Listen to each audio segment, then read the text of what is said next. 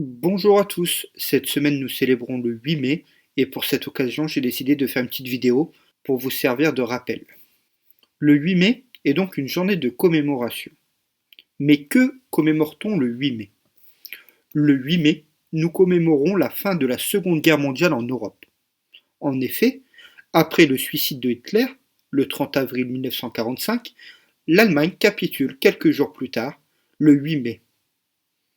La guerre, cependant, continue entre le Japon et les États-Unis jusqu'à la capitulation japonaise le 2 septembre 1945. La Seconde Guerre mondiale est un traumatisme mondial. 6 ans de guerre, du 1er septembre 1939 au 2 septembre 1945. 60 millions de personnes ont été tuées, des chiffres qui varient entre 50 et 85 millions selon les historiens. 570 000 personnes sont mortes en France. Plus de la moitié des morts dans le monde sont des civils, donc des personnes qui ne combattent pas.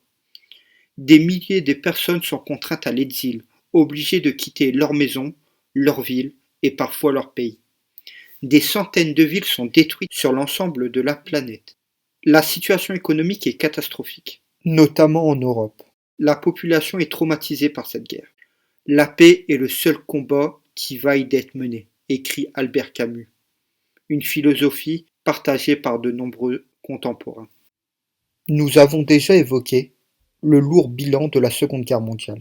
Il faut garder à l'esprit la violence de la guerre, que ce soit pour les combattants ou pour les civils. Des civils touchés notamment par les bombardements.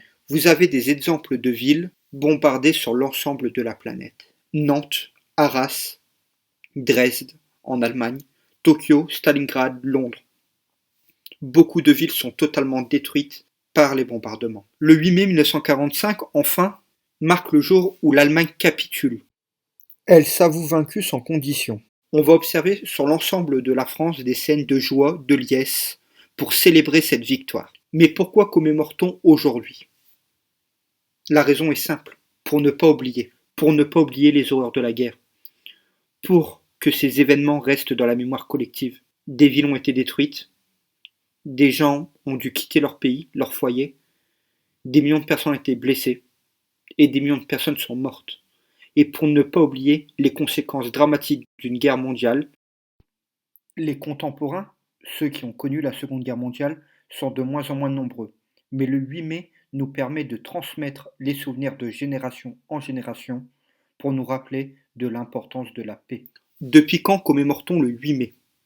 Je vais vous épargner la lecture des différentes phases, mais dès 1946, on instaure des commémorations pour célébrer la victoire. Mais les commémorations du 8 mai que nous connaissons aujourd'hui datent de 1981 sous la présidence de François Mitterrand. Comment se déroulent les commémorations? Dans un premier temps, le président de la République commémore sur Paris. Il descend les Champs-Élysées, dépose une gerbe sous l'Arc de Triomphe sur la tombe du soldat inconnu. Il va raviver la flamme du tombeau du soldat inconnu. Et enfin, il va passer en revue les troupes place de l'Étoile.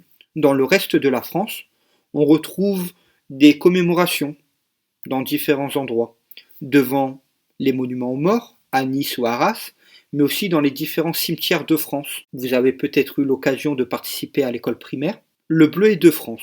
Le bleuet de France est le symbole de la mémoire et de la solidarité en France envers les anciens combattants, les victimes de guerre, les veuves et les orphelins.